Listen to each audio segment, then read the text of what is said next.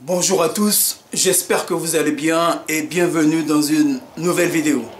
Alors, je ne sais pas si vous l'avez remarqué, le gouvernement avec Madame Marlène Schiappa et Monsieur Julien de Normandie ont décidé de créer une brigade anti-discrimination, une BDA, afin de lutter contre la discrimination, plus précisément, afin de lutter contre le racisme et l'antisémitisme.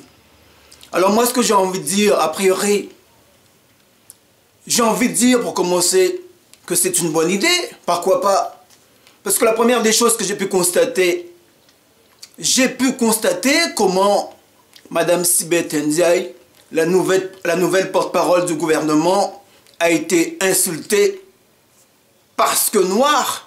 Alors oui, je voudrais en fait féliciter la volonté du gouvernement de créer une telle brigade afin de lutter contre le racisme et l'antisémitisme, si telle est votre volonté.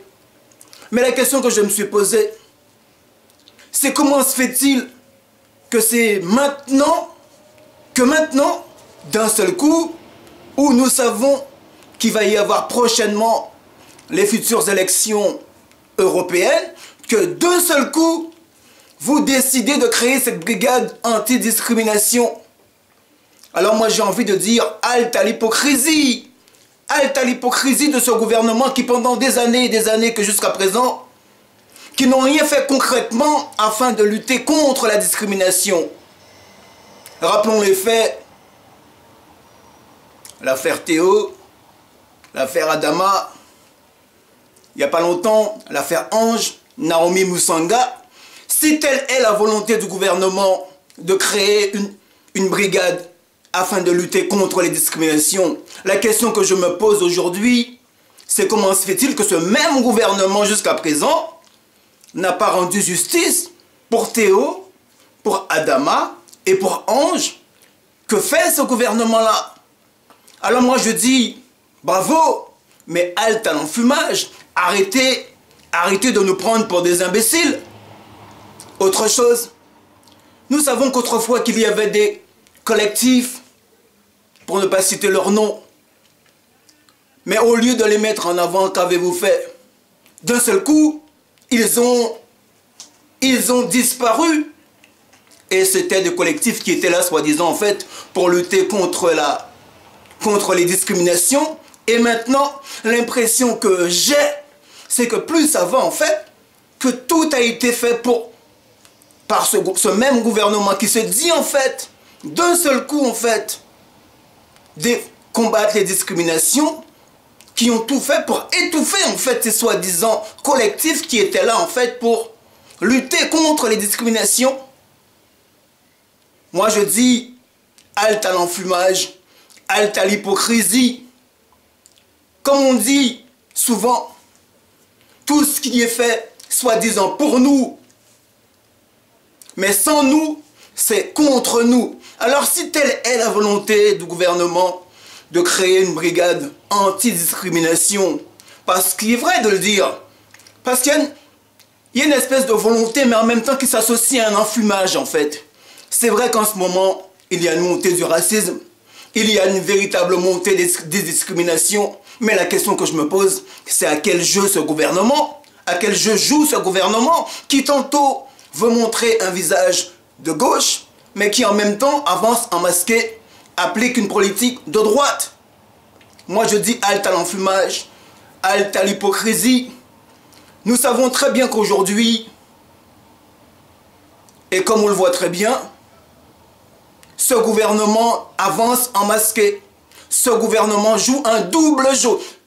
Alors moi, ce que je leur propose à tous ces gens qui, soi-disant, voudraient en fait défendre, combattre le racisme et l'antisémitisme.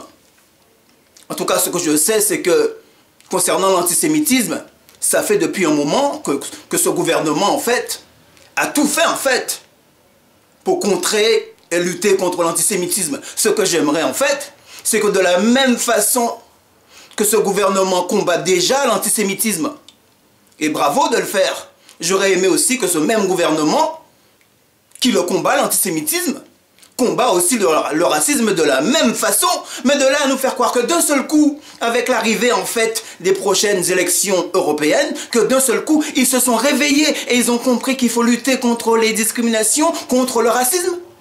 Je dis halte à l'enfumage, halte à l'hypocrisie. Alors si vous avez envie réellement et de nous faire croire en fait que vous voulez lutter contre le racisme, moi, ce que j'ai envie de leur dire, moi, j'aimerais bien faire partie, en fait, de ce collectif. Et comme cela, vous montrerez à ce moment-là que si vous voulez réellement lutter contre le racisme, vous allez lutter contre le racisme avec les gens qui sont réellement sur la toile et qui ont une véritable volonté de lutter contre le racisme.